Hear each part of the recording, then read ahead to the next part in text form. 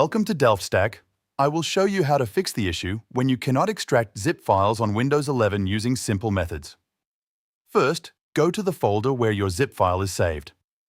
Click once on the zip file to select it. At the top, click on Extract All, then click Extract.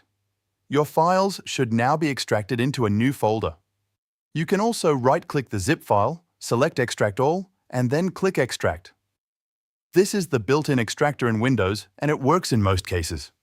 If the file is not extracting or the option is missing, then you can use third-party software. Open your browser and search for WinRAR download. Open the official website, download the setup file, and install it on your computer. Once installed, go back to your zip file, right-click on it, select WinRAR, then click Extract Files. Choose a location and click OK. Your files will be extracted. Another option is 7-zip. Search for 7-zip download in your browser, open the official website, and install it. After installation, right-click your zip file, click Show More Options, then hover over 7-zip and select Extract Files. A new folder will be created with all your extracted content. Open the folder to access your files. Thanks for watching.